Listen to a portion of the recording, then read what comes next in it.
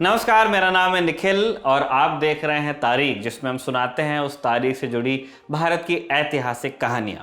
आज 6 अक्टूबर है और आज की तारीख का संबंध है कानून से, जिसके साथ हिंदी सिनेमा ने अंधा शब्द जोड़ दिया।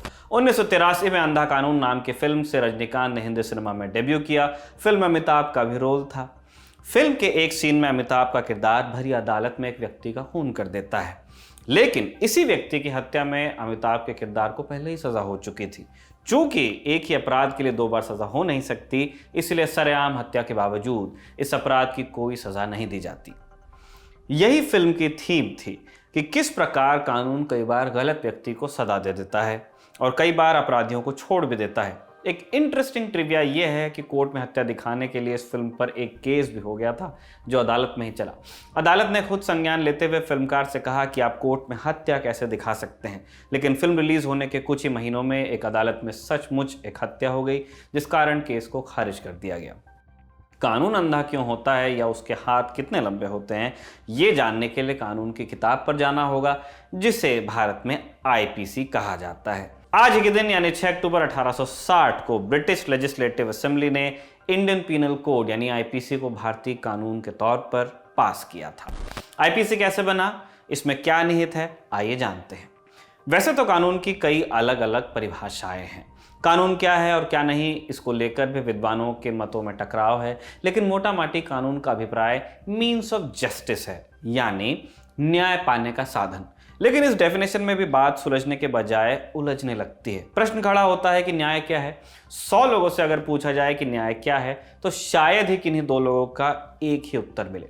मान लीजिए अमर ने अकबर के दोस्त एंथनी का खून कर दिया और अकबर ने बदला लेने के लिए अमर को मार दिया, तो क्या ये न्याय होगा? हैरत नहीं अगर अधिकतर लोग इसे न्याय कहें, लेकिन ये न्याय न होकर बदला होगा। न्याय के लिए जो भी परिभाषा गढ़ी जाए, उसमें एक बात नितांत आवश्यक है, वो ये कि न्याय में पर्सनल रिश्ते, फीलिंग या मत का कोई स्थान नहीं है। इसीलिए न्याय की देवी की आंख पर पट्टी बंधी हुई होती है, साथ में एक तराजू और एक तलवार। न्याय की देवी के हाथ में तराजू का उल्लेख प्राचीन मिस्र में मिलता है, जहां देवी मात के हाथ में तराजू लेकर वो खड़ी दिखती हैं। मात देवी का नाम है। ग्रीक मिथकों में ज्यूस की बेटी डाइक न्याय की देवी हैं और रोमन मिथकों में लेडी जस्टिसिया का वर्णन मिलता है। समय के साथ साथ इन सिंबल्स में भी चेंज आया। 1600 के बाद लेडी जस्टिसिया की आंख पर पट्टी बंधी हुई दिखने लगी। भारत में न्याय और कानून का उल्लेख सबसे पहले वैदिक ग्रंथों में मिलता है। पुरातत्वविदों के हिसाब से यह समय 7000 ईसा पूर्व से लेकर 3300 ईसा पूर्व के बीच का हो सकता है। इन ग्रंथों में धर्म के हिसाब से कानून और न्याय के बीच रिश्ते को दर्शाया गया है। यहाँ धर्म से तात्पर्य हिंदू या मुस्लिम वाला धर्म नहीं है। यहाँ धर्म का अर्थ है धारण करने योग्य, यानी सही आचरण। सही आचरण को बरकरार रखने के लिए जो नियम बनाए जाएं वो कानून हैं, और नियम तोड़ने पर धर्म को दोबारा स्थापित करना ही न्याय होगा।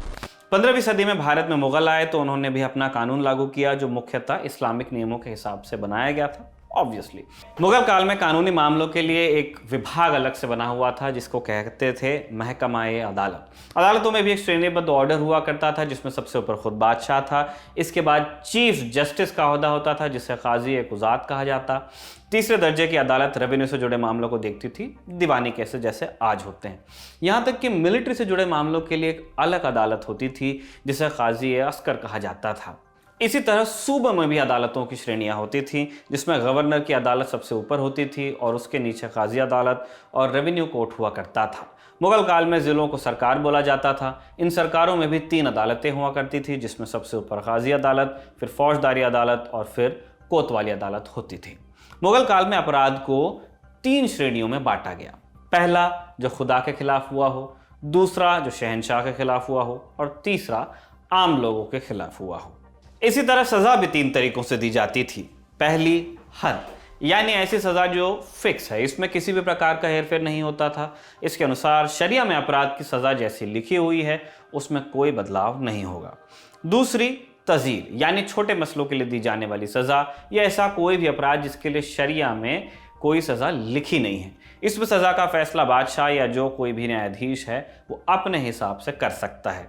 और तीसरी किसास, यानी खून के बदले खून। एक और प्रकार है दियत। अगर अपराधी और विक्टिम के परिवार के बीच में समझौता हो जाए तो अपराधी रकम चुकाकर रिहा हो सकता है। मुगल गए तो अंग्रेज आए। 1820 में तीसरे आंग्लो मराठा युद्ध के बाद अंग्रेजों का लगभग पूरे भारत पर एकाधिकार हो गया। तब तक व्यापार आदि का सारा काम ब्रिटिश ईस्ट इंडिया कंपनी देखती थी, लेकिन 1830 के बाद हालात बदलने लगे। 1830 में अंग्रेजों ने मुगल सल्तनत का चैप्टर खत्म किया और लगभग पूरे भारत पर राज करने लगे। इतने बड़े देश को चलाने के लिए सरकार और कानून की जरूरत थी, सिर्फ एक कंपनी या एक कॉरपोरेशन से काम नहीं चल सकता था।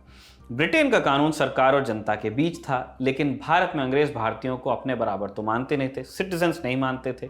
इसलिए यहाँ के लिए एक नए कानून की ज़रूरत थी जो सब्जेक्ट्स पे लागू होगा। नतीजतन 1833 में एक नया चार्टर एक्ट पास किया गया, जिसके तहत ब्रिटिश ईस्ट इंडिया कंपनी को जो रॉयल चार्टर दिया गया था उसमें 20 साल की वृद्धि की गई। लेकिन कुछ बदलाव भी हुए। मसलन बंगाल का गवर्नर अब गवर्नर जनरल ऑफ इंडिया के नाम से जाने जाने लगा। इसी चैप्टर के तहत यह भी तय हुआ कि ब्रिटिश ईस्ट इंडिया कंपनी एक कमर्शियल बॉडी न रहकर एक एडमिनिस्ट्रेटिव इंस्टीट्यूशन यानी एक प्रशासनिक संस्था बनेगी। इसी एक्ट में एक खास बात और थी, वो ये कि इसके अनुसार एक लॉ कमीशन की स्थापना की जानी थी जो 1834 में हुई। इसके चेयरमैन थे लॉर्ड थॉमस बेबिंगटन मैकॉले। वही मैकॉले जो भारत में शिक्षा व्यवस्था में बदलाव के लिए कुख्यात हैं, विख्यात हैं, आप जैसे लेना चाहें, कुख्यात ज्यादा हैं। इस कमीशन ने इंडियन पिनल कोड आईपीसी का पहला ड्राफ्ट तैयार किया, जिसमें ब्रिटेन के अलावा फ्रेंच लॉ के कुछ हिस्से भी जोड़े गए थे। 1837 में पहला ड्राफ्ट गवर्नर जनरल को सबमिट किया गया, लेकिन इसमें और सुधार की आवश्यकता लगी। ड्राफ्ट में संशोधन कर 1856 में इसे दोबारा सबमिट किया गया। संभावना थी कि 1857 में ही ये लागू होता, लेकिन मंगल पांडे की लगाई क्रांति की चिंगारी पूरे भारत में फैल चुकी थी। सरकार का ध्यान क्रांति को कुचलने में लग गया। इसके चलते आईपीसी का ड्राफ्ट ठंडे बस्ते में डालना पड़ा। आगे चलकर बर्न्स पीकॉक ने इसे एक और बार रिव्यू किया और 1860 में लेजिस्लेटिव काउंसिल ने इसे पास कर दिया। यही बर्न्स पीकॉक आगे जाकर कलकत्ता हाई कोर्ट के पहले चीफ जस्टिस बने। कानून पास होने के 2 साल बाद यानी 1862 में इसे लागू किया गया और यह भारत का अधिकृत कानून बना। तब इसे ताजिराते हिंद भी कहा जाता था, यानी हिंद का कानून। इसलिए हिंदी सिनेमा में हम सुनते हैं, तमाम सबूतों और बयानात के मद्देनजर अदालत इस नतीजे पर पहुंची है कि मुलजिम दफा 302 ताजिराते हिंद के तहत कसूरवार है, मर्डर का चार्ज है। इसमें 302 आईपीसी का कोड है जो हत्या के अपराध की व्याख्या करता है। आईपीसी की कई धाराएं आम बोलचाल की भाषा का हिस्सा बन चुकी हैं, जैसे किसी धोखेबाज व्यक्ति को 420 कहा जाता है। ऐसा इसीलिए होता है क्योंकि आईपीसी का सेक्शन 420 धोखेबाजी से संबंधित है। अब बात करते हैं कि आईपीसी में है क्या। आईपीसी को 23 चैप्टर और 511 सेक्शंस में बांटा गया है, जिसके हर सेक्शन में अलग अलग अपराध की परिभाषा और उसकी सजा का उल्लेख है। वैसे तो ये नियम और कानून की किताब है, लेकिन ऑर्गेनिक केमिस्ट्री की तरह ये भी अपवादों से भरी पड़ी है। आईपीसी में आज तक 77 बार अमेंडमेंट्स हुए हैं, बदलाव हुए हैं। आईपीसी के अनुसार किसी अपराध के 5 चरण होते हैं। समझने के लिए अमर अकबर एंथनी के उदाहरण को दोबारा लेकर आते हैं। आईपीसी के अनुसार अपराध का पहला चरण है मोटिव, यानी अपराध के पीछे का कारण क्या है। जैसे अकबर अगर बदले में अमर की हत्या कर देता है तो यही उसका मोटिव है, बदला, रिवेंज। कोर्ट ड्रामा में आपने देखा होगा कि अक्सर वकील पहले मोटिव स्थापित करना चाहते हैं। ऐसा इसलिए जरूरी है क्योंकि मनुष्य एक रैशनल प्राणी है और वो यूं ही कोई कार्य नहीं करता। बिना मोटिव के अपराध का अर्थ है कि इंसान की मानसिक अवस्था सही नहीं है। हालांकि सिर्फ मोटिव स्थापित करना काफी नहीं है। कानून किसी व्यक्ति को सिर्फ मोटिव के चलते सजा नहीं दे सकता। अगला चरण होता है इंटेंशन, यानी एक्सीडेंट के वक्त या अनहोनी के वक्त अमर का इरादा क्या था। क्या गाड़ी चलाते वक्त उसका इरादा एंथनी को टक्कर मारने का था? अगर नहीं तो यह गैर इरादतन अपराध की श्रेणी में आएगा और उसकी सजा भी हत्या से कम होगी। तीसरा चरण है प्रिपरेशन, यानी तैयारी। अगर अमर का उद्देश्य एंथनी की हत्या का था तो जरूर उसने इसके लिए तैयारी की होगी, जैसे ये पता करना कि एंथनी किस वक्त कहां पर होगा, गाड़ी का इंतजाम वगैरह। इसके बरक्स मान लीजिए अमर ने कोई तैयारी नहीं की, उसे अचानक एंथनी दिखा और उसी दिन हुई किसी बात पर आवेश में आकर अमर ने एंथनी को टक्कर मार दी, तो यह भी हत्या का ही केस माना जाएगा, लेकिन इसे आवेश में आकर अंजाम दिए गए अपराध की श्रेणी में डाला जाएगा। चौथा चरण है अटेम्प्ट, यानी प्रयास। मान लीजिए अमर जैसे ही एंथनी की तरफ गाड़ी बढ़ाता है, एंथनी कूदकर अपनी रक्षा कर लेता है। अब यहाँ कोई एक्सीडेंट नहीं हुआ है, लेकिन फिर भी इसे हत्या का प्रयास माना जाएगा, जो खुद अपने आप में एक अपराध है। आप सफल हो या ना हो, अपराध का प्रयास भी स्वयं में अपराध होता है। पांचवा और अंतिम चरण होता है अकम्प्लिशमेंट, यानी अपराध करने में सफल हो जाना। ये पांचों चरण स्थापित करने पर ही किसी को आपराधिक केस में दोषी माना जाता है, उस केस को पूरा माना जाता है।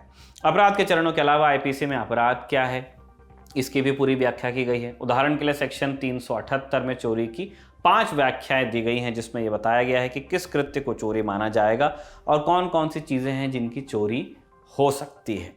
आईपीसी में अपराध और उसकी सज़ा का ब्यौरा तो दिया गया है, लेकिन अपराध हो जाने की स्थिति में पुलिस क्या करेगी, अपराध की तहकीकात कैसे होगी, अपराधी को पकड़ने और अदालत में पेश किए जाने की प्रक्रिया क्या रहेगी, इस सब के बारे में और सबूतों को लेकर नियम आदि के लिए अलग से कोड है, जिसे क्रिमिनल प्रोसीजर कोड यानी सीआरपीसी कहते हैं।